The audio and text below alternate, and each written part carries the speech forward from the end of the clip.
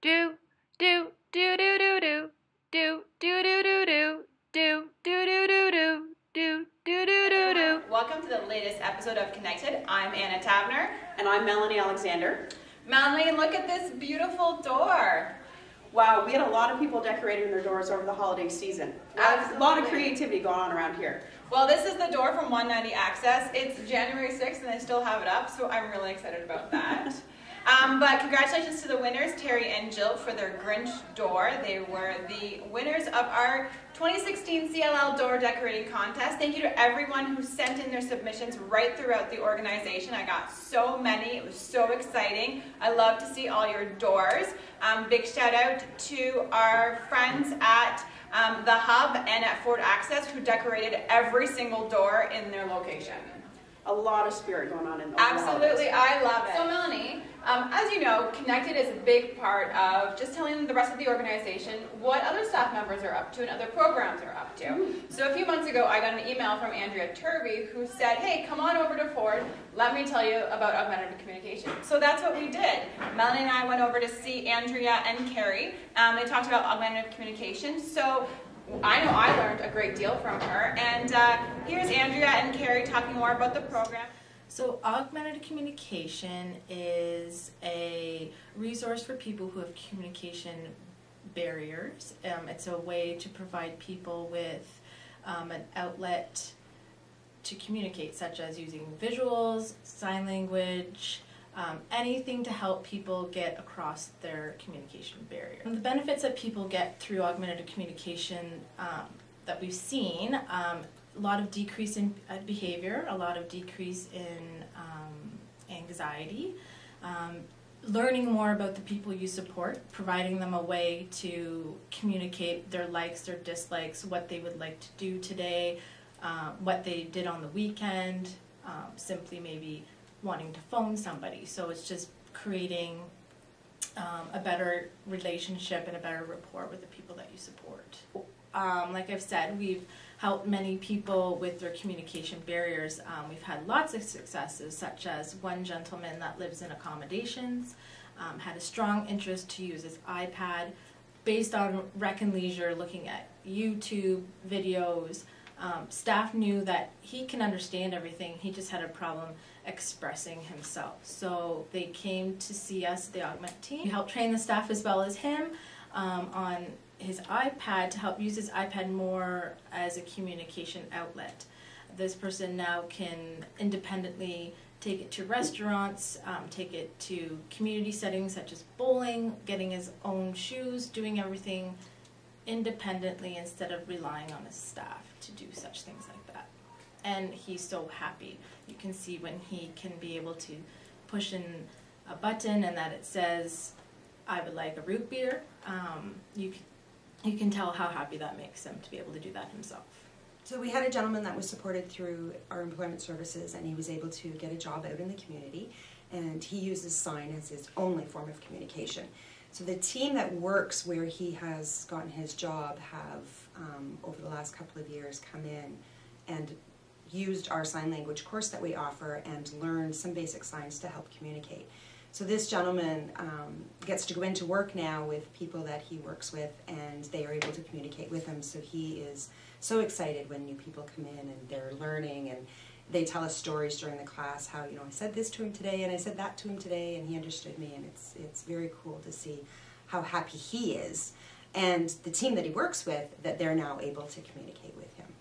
So Community Living London offers a sign language course to teach very basic signs so you can communicate with people who utilize sign as their form of communication.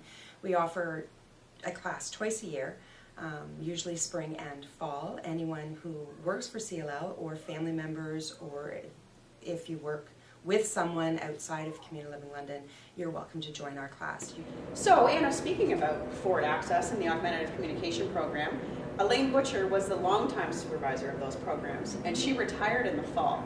And we had a great celebration for her before she left. We did. One time at a party. Did you see the photo of her with the wine? We recently were introduced to the new supervisor of Ford Access, Heather Burns. Let's go meet her right now. Did you know she likes figure skating? Hi, I'm Heather Burns. I'm the new Community Access Supervisor here at Community Living London. I'm thrilled to be part of this team. I've been here 3 months and I've thoroughly enjoyed the adventure that I'm on. It's been terrific to meet the staff I've been able to work with so far, and I'm looking forward to meeting the other staff and all the people supported and learning about all the special events that are happening at Community Living London. Something you don't know about me is I love to travel. I'm looking forward to going to Europe this spring, and I'm a fan of figure skating. I applied for the job because I was excited to work in a different capacity with Community Living London, and I've worked with so many amazing people over the course of my career that I thought this would be a next exciting adventure in my career. We're on. So I'm not sure if you have had Fanshawe students within your location, but I definitely have had some in the Development and Communications Department, and they are just the most amazing and very valuable and help me a lot with our Night of Heroes event. I always say I couldn't do it without the amazing help of the Fanshawe students. Community Living London has had this amazing partnership with Fanshawe and several programs within Fanshawe College. Let's go chat with Michelle about the partnership with Fanshawe College and all the amazing students that we've had within Community Living London. Let's go. So I wanted to take a few minutes just to talk a little bit about Fanshawe College and Community Living London's relationship with Fanshawe College, most specifically with the students who come and do placements with us. So Community Living London places about 35 to 40 students every year in our supports to learn about what we do within the organization.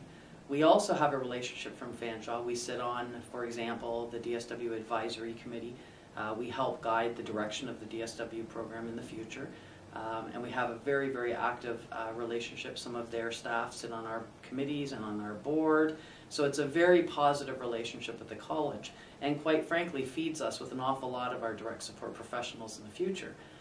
The importance of the student placement, first off, is for every one of us to remember when we were a student. And I remember being terrified on my first placement and going, and it was actually at CPRI, and going there and thinking, I don't have a clue what I'm doing.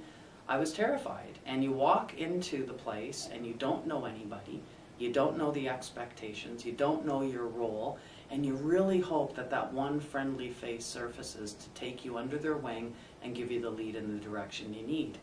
I think it's critical that none of us forget that. I think we all have to remember that terrifying first moment. That moment of, I don't know what to do and I hope somebody helps me. Community Living London is an amazing placement opportunity for students. We've got such diverse supports within the organization. We provide so many different types of services to so many different people. Students can walk away with so much skill, knowledge, and ability at the end of a placement as long as we do it right. So how do we do it right? First thing is, the second they walk in the door, be welcoming. Make sure that they feel comfortable. Understand that they're nervous. Understand they might be bumbling a little bit because they are scared.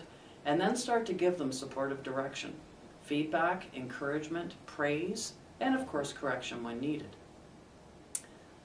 And then, keep in mind, they're not there to do your job, but they're there to learn how best to do the job.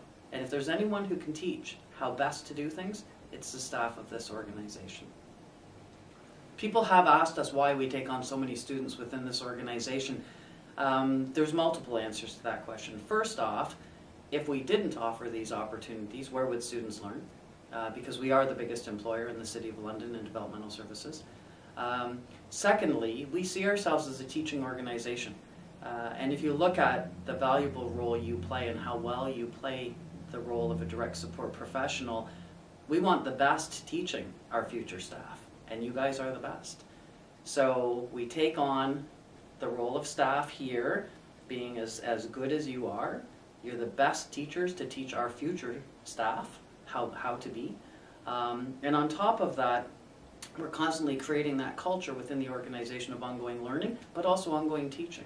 So it may seem like more work, and I know there's some staff who are like, oh my God, another student. But just think about the impact you're going to have on that student's future.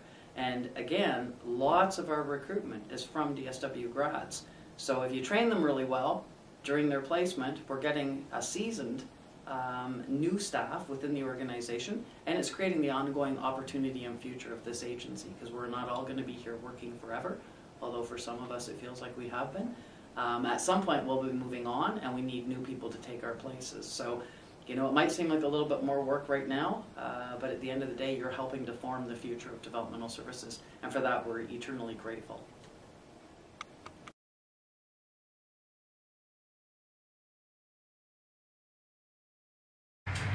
Hey everybody, it's that time of year again. Snow's coming down, moisture is freezing out there. We've got a lot of slip and trip hazards happening.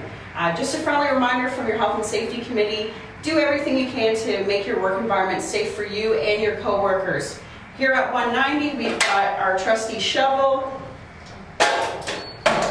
We've got our salt right beside the door, and we've got our caution slippery when wet sign. Make sure when you're coming into shift, if it's slippery out there, spread some salt, get the shovel out, get shoveling.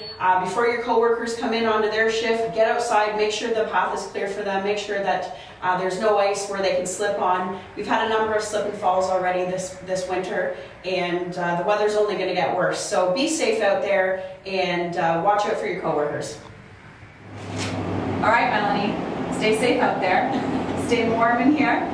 Make sure that when you see me coming, you get out there and get the salt now. I got it, I got it. I got my boots, I got my hat, I got my shovel, I got my salt, I'm ready to go. We're going to be safe around here this year. Absolutely, no slip and falls in this location. How about yours? So happy New Year, everyone. Thanks for another episode of Connected. I'm Anna Tabner. I'm Melanie Alexander. We'll see you next time. Bye. Bye.